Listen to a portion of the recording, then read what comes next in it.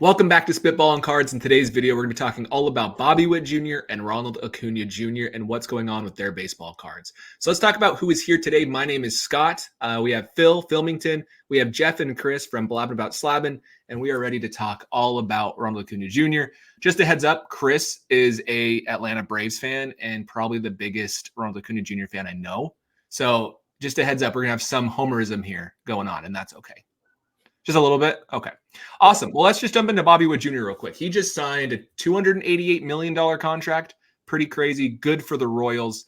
I'm always kind of a Royals fan, and I'm guessing you can guess why based off of who I collect. And I'm excited for Royals fan. This is one of the first really exciting things since their World Series run, and I'm looking forward to seeing how Witt can help them win. Phil, what are your thoughts on that contract and what's going to happen to Bobby Witt Jr.'s cards? Well, whatever happened might have already happened already. I know there's been some strong sales. PSA 10 Bowman Chrome Auto could have been an outlier. I think did about $1,000. Before that, they were around like 750 range. So close to a 50% increase. I don't know if we'll see that across all his cards. I don't even think if it'll stay for that card. It's just an extension. He's in the news. That's cool that he's going to be on the Royals forever and a team believes in him so much. This contract specifically, I think it could definitely pay off for the Royals. I mean, Witt's a guy that doesn't have health issues. He's young. It looks like he's a five-tool guy. So even if he regresses in any one area, whether that be defense or his batting average, he's likely to pick it up in a number of different ways. And him being a shortstop, that's a big deal to a franchise. So it's a really good chance that this pans out for the Royals. But of course, we thought the same for Wander Franco and the Rays in that deal. I think it's a great deal for the Royals. I love to see it for baseball. It locks up a homegrown guy to his team, even a small market team. And as a Brewer fan, I can appreciate that. I know there's an opt-out, I believe, after year 7, 8, 9, and 10. So there's a chance that that he may leave, but at least until then, he's locked in. And like Phil said, he's a 5-tool player. He's shown a lot of ability to stay on the field, which is the best ability. And he puts butts in seats. So I feel like they're going to get their money's worth. It's nice to see a team, a city, and a player come together and stay together. And so I'm excited for that.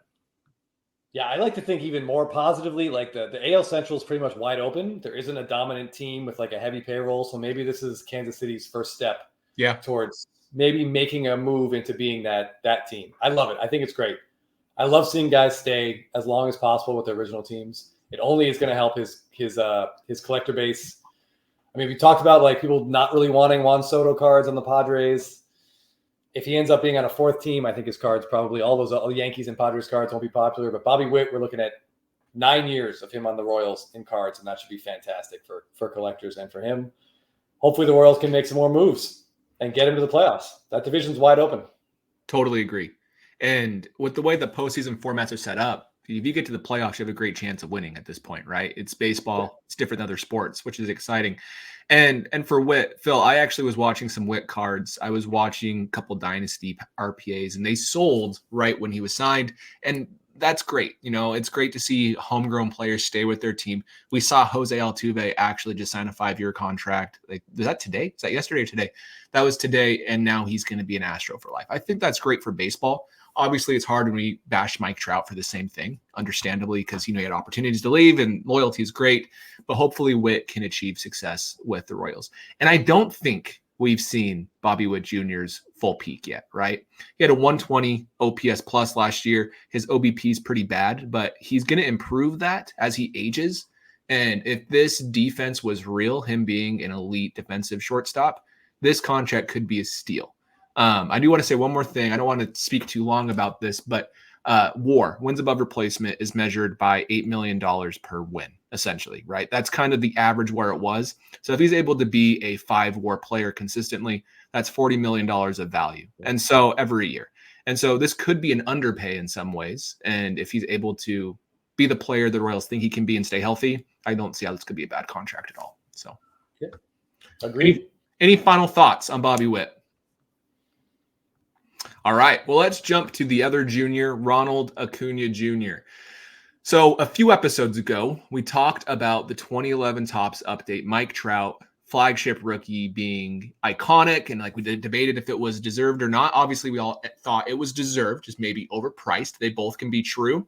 And it made us all wonder, what about the bat down Acuna? The bat down Acuna, I'll actually show it in just a moment if you don't know what it looks like. But the bat down Acuna, for a while there, was one of the most sought after cards in the whole sports card world, right? When base cards were going big, people liked this bat down card because it was short print in Top Series 2 before his update rookie came out. But in recent years, we've actually seen the price of this card decline, even though he's won an MVP.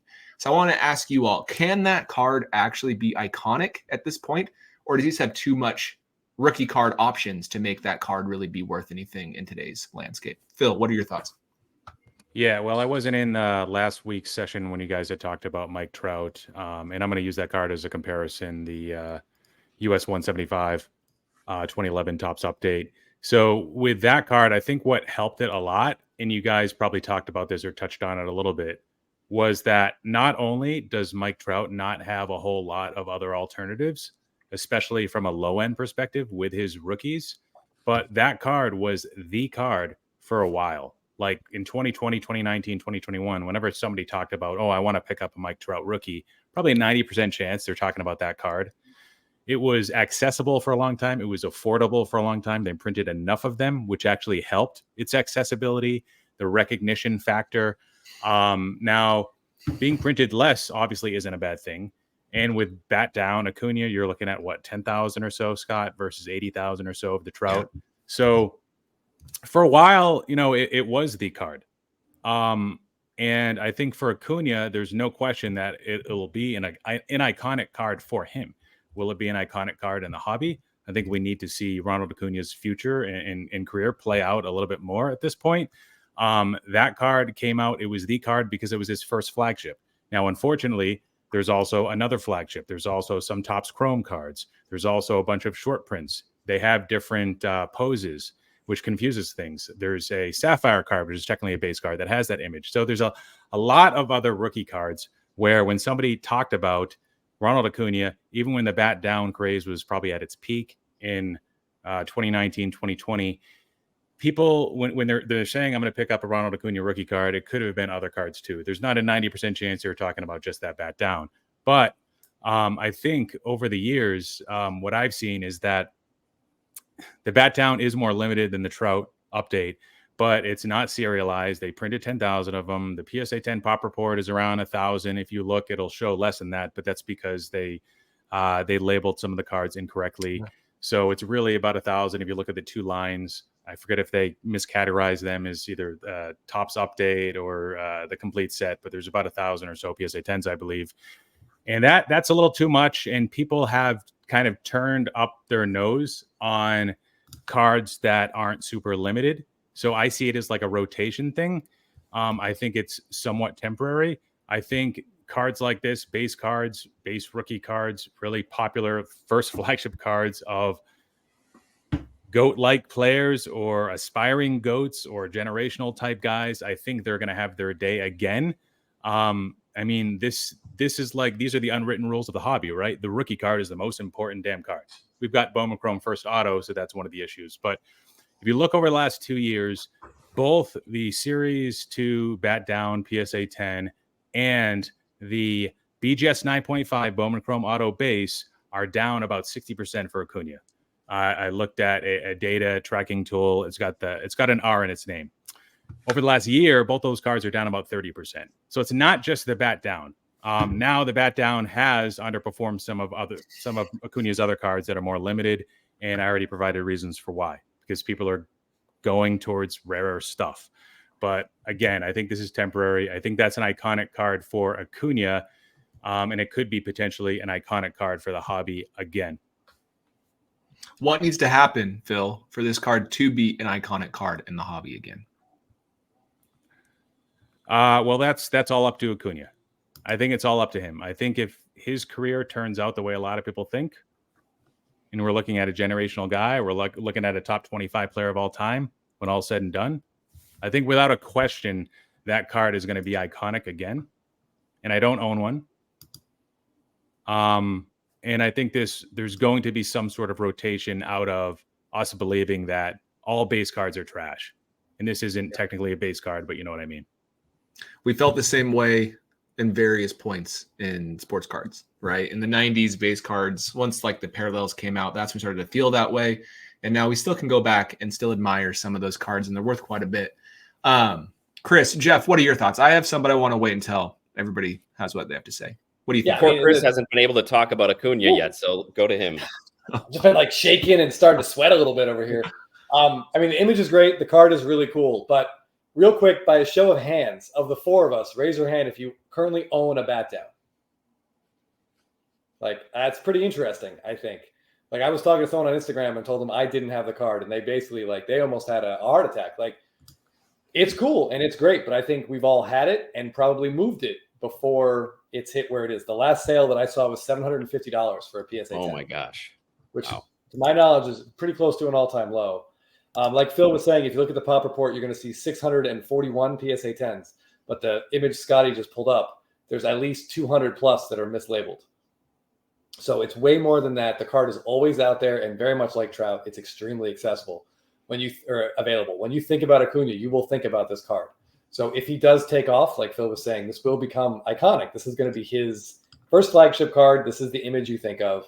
And one thing that's really cool about it that I think sets it apart from the Trout rookie is there's no parallels. There's just this card. Yeah. Like, there's no Walmart blue, there's no black, there's no Independence Day, there's just this. But do you think this card could be more iconic if there were parallels, though? Because people would actually chase the parallels? Do you think that kind of... Yeah, I mean, if this had parallels, it would be a totally different story. I think the update card would be completely forgotten about if this thing had parallels.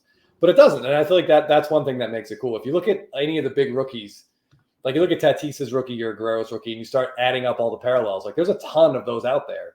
So for there to be about 1,000 Acuna PSA 10s, it's not a crazy number if, like Phil was saying, he gives us 3 more seasons of what he's done. I think we're going to see this card become like a really, really big card in this hobby. But while there's no parallels, we do have the Sapphire. We do have one Chrome image match, and it's in Sapphire. And I feel like that makes that Sapphire card extremely special, but also not rare enough. Over 100 PSA 10s, and I think if we pull up the sales data on that, even in the last 12 months, it really hasn't moved that much. Like, I think so. Well, one of you 4 or one of you 3, I forget which one of you said it, but like people are going into rarer cards. Like, that's what they're looking for. And as great as this image is, as much as I love this card and I love this guy, like, it's not something that I'm ready to put a bunch of money into because I don't see the growth possibility yet. Jeff, what do you think? I know you had a couple of these cards at one point, right? I did. Yeah, Scotty, you want to talk about what you pulled up first? Oh, yeah. Yeah. So here is the actual sales data, right? It started out, this is the PSA 10 only, but there are so many of them. There's actually a decent number of sales points and data we can look at. There's over 100. Yeah. And so we can see it hit almost $11,000 to $12,000 was the high, which is pretty insane. And now it's back down to where it's hovering the last 12 months. It's actually dropped quite a bit since 2022. But like preseason 2023 to now, it's pretty much it's close to a straight line. And Acuna could not have had a better year. Maybe winning the World Series could have been the better year, right? Like, that's the only thing he really could have done to help with that. And the crazy thing is, while there are 100 PSA 10s, there's only like 270 of these cards printed because they were from the Sapphire set. And back then they limited it to a very low amount. So they're very hard to find still. So it's interesting to see. And the autograph from that set is horizontal. Yeah. Not a lot of people like the image. If that image would have been this image, oh my gosh, that card would have been insane. Like, yeah, to the moon. Yeah, that card would be insane. Yeah. All right, Jeff, I wanted to ask you, Scott, while I'm on with young Scott and all of his tools at his disposal, I wanted to know, because I was looking a little bit at Acuna's career statistics before we came on tonight. And I saw that he led the league last year in total bases and stolen bases. And I was wondering how often that's been done and when the last time that was done. That's a great question for Baseball Reference, but unfortunately I forgot my password to get into Stat Head. So I can find out if I can figure out my password in this video. I'm reasonably sure Ricky Henderson was the last person to do that. Yeah. It just underscores how unique of a player he is. He's so exciting to watch on the field. on both sides of the ball, offense and defense. He's just a fun player to be. People stop and watch his at bats. They watch his games, even non-Braves fans. I just think he really gets the spirit of having fun playing baseball, and I think a lot of fans appreciate that. So even though he has some cards now that are getting to be a pretty large PSA population, I still think that there could be some value down the road if he is the generational talent that we've seen so far, like the other guys alluded to. But I don't know. I mean, I think this kind of brings me to a point that I wanted to bring up to you guys, which is, should I sell? And the card I was going to ask about is this card. So since we've just been talking about it, like you said, it's been flat for an entire year when he had the best year in baseball by anybody not named Ohtani, and maybe even better. And it is a population of 112 now. And is that getting too much for a card, even of an iconic image of a great player? So I'll give you my thoughts first. It depends. That card, by the way, when you held it up, it looks amazing. The shine on that card is ridiculous. It's one of my favorite cards in hand. Yeah. Like you can see it on, let me make your screen. Can I make your screen big? I'm sure I can. Nope. Anyways, what I'll say is I've actually been looking at Acuna's cards. There is a BGS 9.5 purple Bowman Chrome autograph. I know it's purple, which isn't as sought after, but you can get a 9.5 Bowman Chrome autograph refractor, and it was like $3,500. So that's basically the same price as this card. I would take that over this. So your question is like, should you sell it? It's like, what's your reasoning for selling it? Are you buying a different Acuna that you like more? Then I think that's totally reasonable. Do I think that card has potential to go up? Absolutely. Do I think it has a harder time than the Bowman Chrome autograph? I do. So it just depends on how you feel about it. Like, do you like the autograph? Do you like the rookie? Do you like the prospect? But I would probably go with the other card myself. You would take, if you're given the choice, you would take a purple BGS 9.5. I would, with a good autograph. Chris might disagree because he's over there shrinking in his chair, just listening to me. But it's interesting because I feel like we have these either ors all the time, and this might be a really rare instance where I think the Sapphire is better. Like the purple, like you just said, is numbered 250. There's about 250 of that Sapphire, and it is the only chrome version of that image, whereas there are thousands, give or take, of that Acuna auto in various colors and refractor shines. I don't know. I think I like the Sapphire better than the purple. Okay. For me, I think you'd have to get into the blue before I would say it's better than the Sapphire, just based on the numbering. Blue goes for what, five grand ish? Yeah, and I think it's numbered out of 150. Yeah. But yeah, just looking at the numbers, like I think the purple and the Sapphire print run are really, really close. About 250 to give or take. You said 270. So that's like, really, really close. The Sapphire is special. It's surprisingly not as high of a gem percentage as I thought, because there still are at least over 50. I think there's 60 actually non-PSA 10s of this card. So it's not 100% gem percentage. I would say some of those were crossed over to a gem though a second time. So that might be a little bit artificially inflated. So it could be for sure. Yeah, there's no doubt. And there's a lot of 9.5s of these that you see out there as well. But I got it in a trade. And I think when I got it, the trade value I had on it was about $7,000.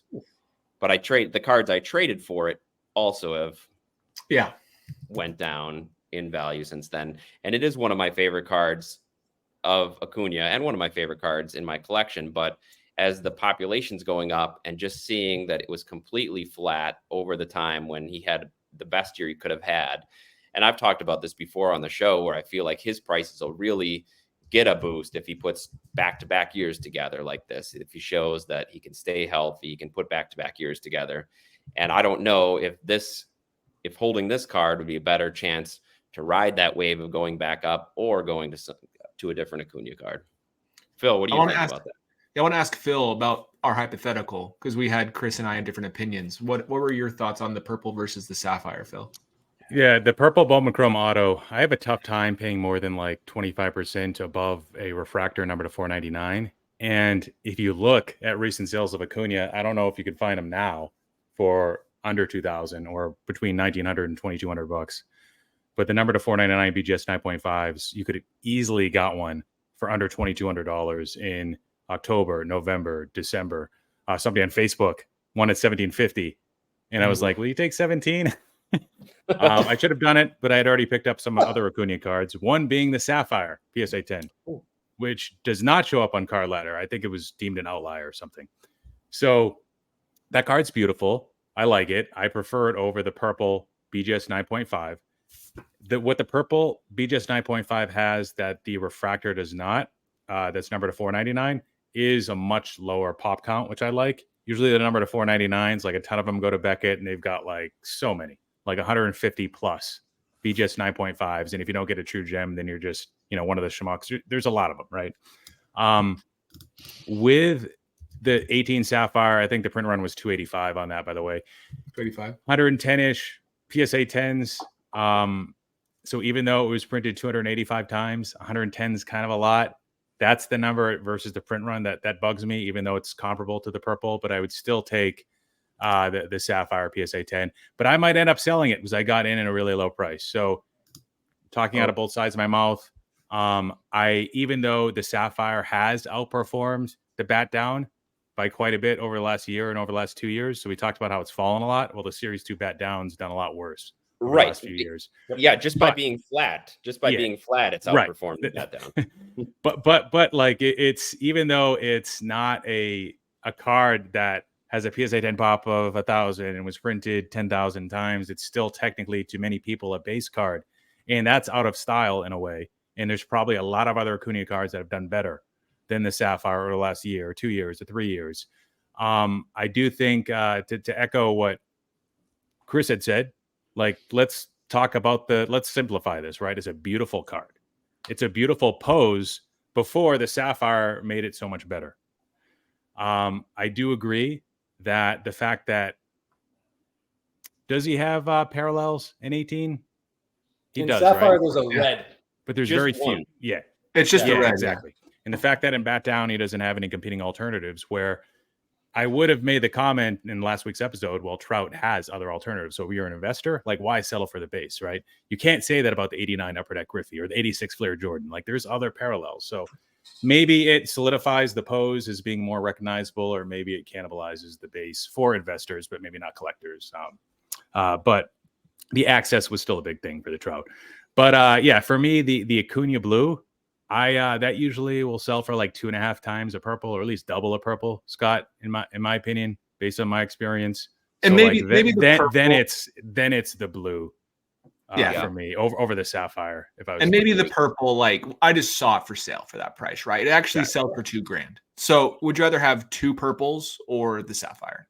That's basically the buying power that you're having between the two of them. So that's my thing, though. Like, it's still valued really high for Ronald Acuna Jr. And this purple sold on January 11th, less than a month ago, for $19.13. So, like, to me, I just think that you can find better alternatives for that price point. It just depends on how much you believe that image is iconic. Like, that's what it boils down to. If you believe it is, keep it. If you don't, because there's other alternatives, significantly more alternatives, that's when I think you sell it and then buy those other cards. So, Scott, what's interesting now, if you're saying it's virtually two purples, how much has that changed since the beginning of 2023? Like, is the purple on a downward trajectory similar to Bat Down? I can't imagine that was also less than 2,000 last off season, but maybe it'd be interesting to know if that's how flat that is versus the Bat Down. Yeah, let me see if there's any sales data I can pull. But obviously, with the purple, it's not as sought after of a parallel. The blue is really what you're going for with those Bowman Chrome autographs. But I still think the purple still has an interesting thing about it. So let me see if I can find something and we can take a peek at it. While you're doing that, one thing I wanted to say about this particular card, and we've talked about on the show before too, is if you want one, they're always out there. Like, I looked at eBay before it came on, and there's at least 5 or 6 of them for sale at various prices or best offer. So it's a card that's always out there. So here's here's the purple. It's actually gone up and just recently dropped in the off season. So it performed much better than the Sapphire did during the season. So that proves to me that there's more potential in that card, personally. Yeah, there's definitely more PSA 10s of the Sapphire, than there are of that purple. by far. But I think it's pretty cool that we can say, with that image, the bat down image, there's give or take 10,000 Series 2, and then 285 base Sapphires and 5 red. So we can say there's 10,290 Acuna cards with that image. Yeah. Probably a Sapphire Super, so 91. And that's way less than any other rookie image, any other flagship rookie image for any player that we can theoretically think of. Yeah. So that I like the card long term, but I think it will take a while for it to really start to go up again. It's just tough to part with. And after I got it, it continued to go up in price, and I could have had opportunities to sell it then, which of course, looking back, I should have. And now that it's where it is and it's been kind of flat, I'm wondering again, am I just ignoring the chance to sell it and get into something else, or should I stay with it because I do like it? I don't know. The good thing about this card is if anyone's ever debating buying an Acuna, they're going to debate this card forever, which gives you a really good floor. Like that's the truth, is this card's always going to be sought after, which is good. Does it have like the crazy high ceilings bum from autograph? Maybe not. I don't know, really, obviously. But overall, that's one good thing. People are always going to associate this with a top 3 card for him. Yes. One thing that Jeff is not mentioning is the reason he's considering selling it is because someone else in this chat is bombarding him with texts on a daily basis, asking him if he's going to sell it to me or not. Is that Ty? So, just kidding. It's got to be Ty. Yeah, it must be Ty. Well, cool. You can buy mine. I can probably get you a better price anyway, since I have a low-cost basis. We should talk after the show. I got plenty of blood I can sell to the Red Cross, so we're good. Although, maybe not after tonight. Yeah. So one of the things is, though, like even though the card's been like largely out of style the last year and a half, 2 years, if you were to post that for sale on Facebook and just about any group, you'd probably get more like wow emojis, likes, comments. Well, maybe not comments, but I think people would. It's like it's awakening like some sort of feeling they have in their like subconscious where they're like, oh, that's an important card. I don't know what it's worth, but I know that's like a big card and it looks really cool. Versus like a Bowman Chrome Auto, just another flavor. Yeah. You'll end up selling the Bowman Chrome Auto in most cases for more, for like a blue or whatever, or like, I don't know, BGS 10 purple or something. I don't know. But I just feel like if you posted that on Instagram, like you'd get more recognition on the Sapphire. So, and that to me, like without looking at the numbers, that could be a good thing for the future of that card. It's going to come back. Sapphire has the recognition factor for sure. Right. Like the wax has gone nuts. By the way, so not that you'd open like 2017 Bowman to try to find a Bowman Chrome Auto of Acuna at this point, but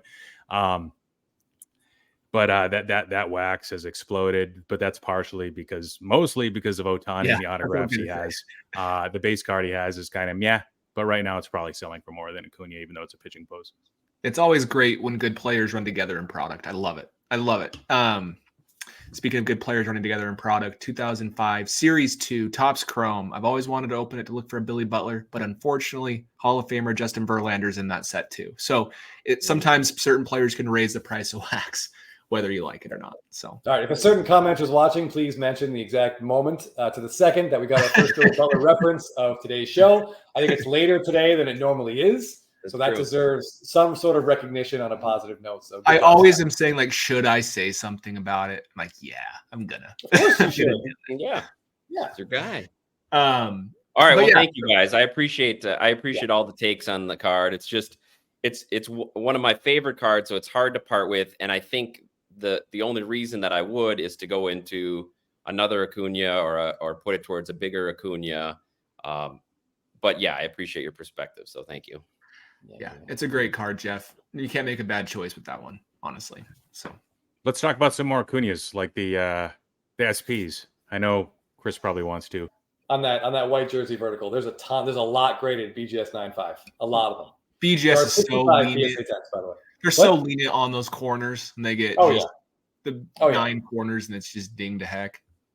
Visually, like the bat down Sapphire is gorgeous. Like the way it shines, like Jeff just showed it, it's awesome. But the two SSPs in update are spectacular. I know the hobby in general does not like horizontal cards. I love them. I think they're great. So those two images, I think they're both fantastic. But the vertical, you were talking about when you put that Sapphire up on Facebook, people ooh and ah. But when you put that, if anyone who puts up that vertical white jersey with the bat, I mean, you're gonna get 20 comments within the first hour pretty quickly. So I would definitely say if you have that kind of money to put into one big Acuna rookie card, that might be the one. You think that over the Sapphire? Yeah. Interesting. I mean, even if theoretically they're printed 15 more, which is the rumored number is 300 versus 285. I mean, that's pretty close. I mean, there's always going to be more PSA 10 Sapphires than there are white jersey with the bat. Well, it's a lower gem percentage for sure for the paper card as well. Yeah, 58. Yeah. This is the with gloves. This is the horizontal, I believe, right? Yeah, the horizontal is less. Yeah. But less than 50% gem rate. Yep. Yeah. But can you imagine if Topps didn't give him 2 SSPs, essentially, how much better one of them would do? I think that would be like the definitive card at that point. But unfortunately, those two are competing with each other, which is kind of the issue with a lot of Acuna's cards in my eyes. And modern, and one is half the price, right, Chris? Yeah. One of those SSPs is half the horizontal is like half the price. Yeah. But how much higher do you think the white jersey would have done if it was the only one? Do you think it would be 50% more type of a thing, or do you think it'd be pretty close to where it's at? You're the Acuna expert, so I'm asking you. I'm not putting a number on it. It would be more. You know, anytime you add another card into the mix, there's just like the amount of money going into Acuna gets just like shuffled off a little bit or siphoned off a little bit more. I think one of his sneaky best rookie cards is the Stadium Club. That card is amazing. The image is really cool. There are only 20 PSA 10s. I think there's less than 40 total graded. It's a great image. It's super short printed. And there's a really cool thing that they did with it. It is actually an image variation of Hank Aaron's card. Oh, cool. So it has the same number. That just gives it like an extra level of sort of like insider coolness. And it's near impossible to find. Like you just don't see that card around for sale. Yeah. Yeah. I mean, look at that image is just, that image is great. The dark back corners are really hard on that. Oh, yeah. That's with Stadium Club in general. Tough set to grade. Yeah, I think it gets penalized just because people think Stadium Club is just a little bit kind of off the path. But that card is spectacular. I have a PSA 9 and I love it. I have no intention of ever moving it unless I can turn it into a PSA 10 with some help.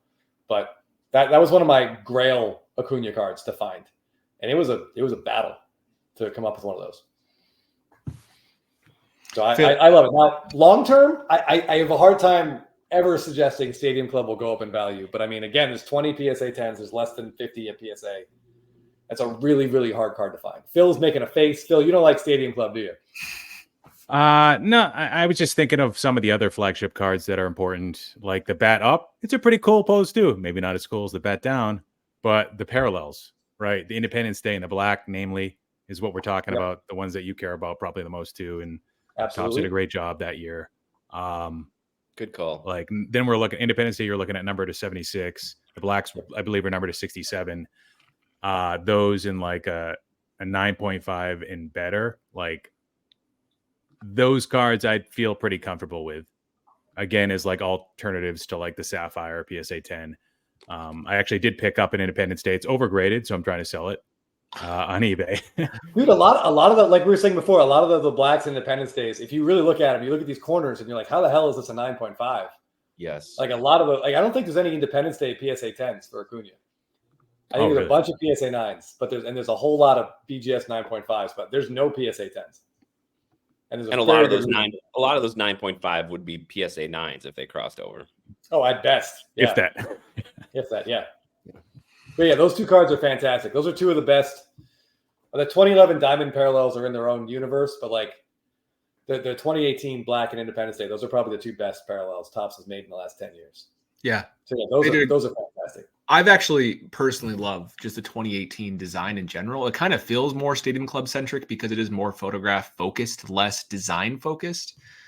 So in general, I love that set. I had a vintage stock at one point. I thought that was the coolest card ever when it came out, but you know, it never caught on, and that's okay. Vintage stock.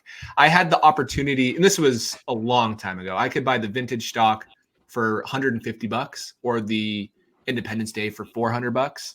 So I went with the vintage stock, and I regret that because the Independence Day has done so well. But this is a card I think is awesome. You're probably a big advanced stats guy. When did they start doing those?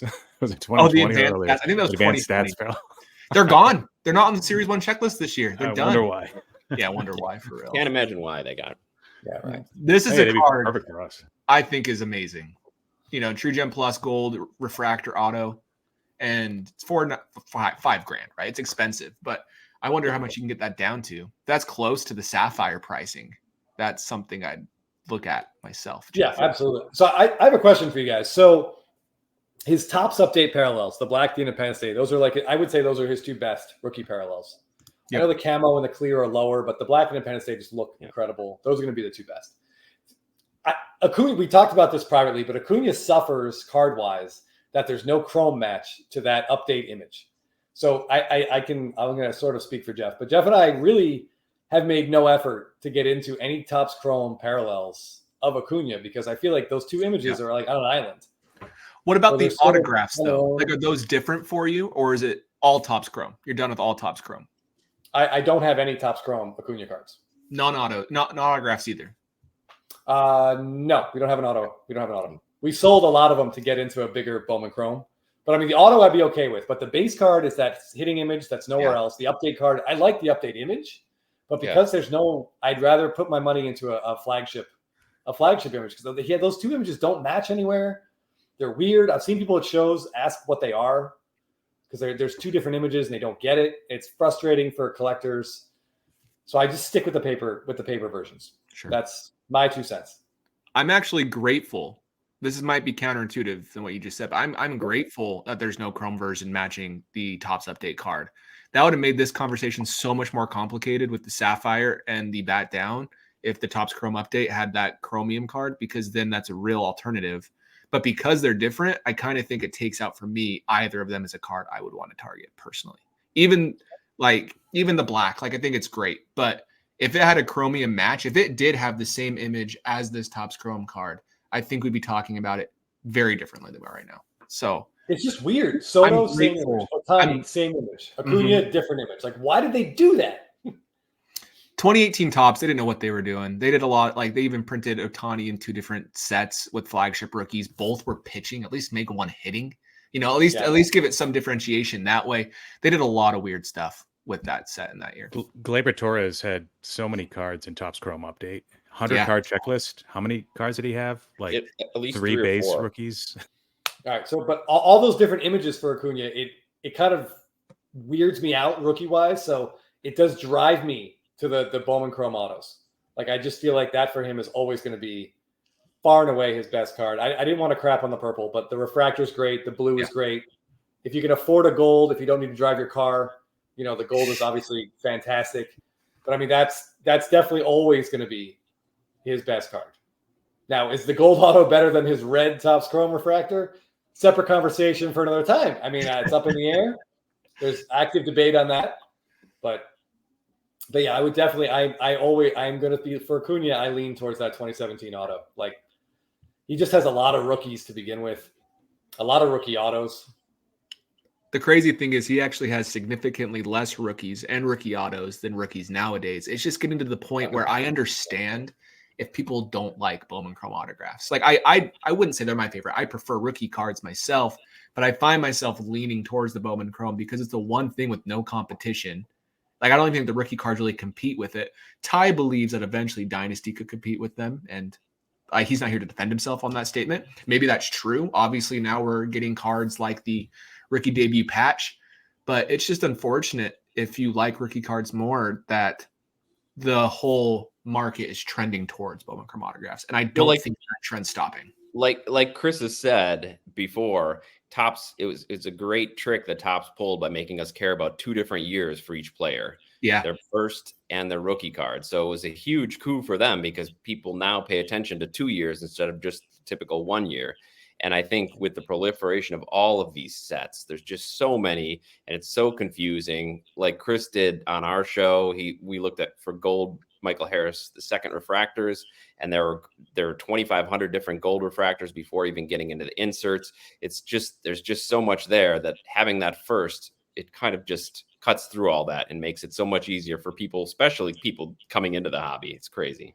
So you both speaking about that actually inspired me to make a video on how many gold refractors Adley Rutschman had this year. I'm releasing that video the same day this is released, so go check it out on Scotty B Card, self-plug. Also, if you are a big fan of investing in wax and prospects, go check out Filmington. He has great content there. Jeff, Chris, you also have a channel. Do you want to give yourself a plug real quick? Jeff and I do a live every Thursday at 9 p.m. Eastern time. Blabbing about slabbing. You type in Blabbing on YouTube, you're only going to find one channel. Yep, we enjoy it. Come give us crap in the comments. We enjoy interacting with other hobbyists out there. Yeah, it's fun. They do a great job. First of all, I prospect, but I don't often buy prospects. A little bit different. So, all right, Phil. And on that note, I was gonna transition, but now we did this whole shout out thing and shameless plug thing. But so Topps tricked us for a while, all of us, and I know Chris and Jeff, you fell victim to this like I did. We thought for a period of time that the Sapphire rookie card was going to be like the rookie card to buy. And I think you guys bought at least one, like Vlad PSA 10, right? From 2019. I don't want to talk about it. I don't want to talk about this stuff. So the print run of 2018, we talked about a lot in this episode. Oh, it's only 285. But the issue with this is that when you go from 285 to 1,000-ish to 1,500-ish to 2,000-ish, and I'm just estimating, but you're making these huge leaps without telling people. Now people, new collectors or old collectors, are going to look back at 2018 and be like, wait, why was that set special again? Like, it's just a base card, right? Yeah. So that's one of the issues. And a project I was working on with that gold chrome comment that you made, Scott, I was looking into like Bobby Witt and like when did his last Topps Chrome gold autograph sell for? And like me looking through sales history, it was almost impossible to find the card that I was looking for. Just like the basic Topps Chrome gold auto, because there's the black, there's the gilded, tons of those. And a number of other, sets, cosmic, and some of these are cool cards. But definitely will go well with the next episode that we create. Awesome. Yeah. The Michael Harris Topps Chrome Black Gold Refractor, that's the one that broke my brain. I was like, I can't with this. Like, it's the set is black and now there's a gold in there. Like, stop. Please make it stop. Yeah. I'm not envious of Michael Harris collectors. Imagine trying to collect all the cards of your favorite player. Like I've done that with players I've collected, like Trout. You can get all 5 of his rookies, get a decent card of each. Can't do that nowadays. Well, you can. You just got to spend a lot of money to do so. So, anyways, any final thoughts before I let everybody go for this episode? Great. If Acuna can repeat, I just want to say, if Acuna can do this again, anything close to it, he would be the first player to ever be 40-40 twice. Yeah. I feel like then we might see some growth. Like we always talked about how much was baked into his prices. I know I use that phrase too much, but a lot of performance was in his prices before he actually did it. So I feel like he did it and he did what his prices already were. So we didn't see a ton of growth, but if he can do it again, I mean, then now we're looking at someone who's done something twice that no one else has done. Then I think we're going to start to see these cards move. Take that as a warning. Take that as a warning for all young players in general, though. Yes. If Acuna has to do this twice, a 40-70, to really have his cards go crazy. And win MVP. Yeah, win MVP. Like, what do people have to do nowadays? So just take that what is Jackson Holiday going to have to do for his autos to go up? Yeah. Oh, geez. I've been telling people already, like, best case, he stays flat this year, in my opinion, from today's prices. Case. But, this isn't financial advice. With Acuna, he's like plus 550 to win MVP. He's the favorite, but it's still the implied probability is still under 20% for that to happen. Yeah. So, and to be transparent, I think there's some really good Acuna buys out there right now. Like they aren't treating him like the Go on, Scott. I'm not going to say what, but obviously there's some good buys out there. So he's only 25 years old. This is going to be his age 26 season. He's barely getting close to his prime, right? His baseball prime. And he's got he said at the awards banquet, Jeff, that he's right now stronger and faster than he was at this point last year. So, I mean, to the moon, as far as I'm concerned. To the moon. To the moon. To the moon. An 80-80 season is on the horizon. I'm writing it down right now as we sit here. All right. Well, thanks for tuning in, everybody. Let us know in the comments what your thoughts are on Acuna, and we will see you in the next video.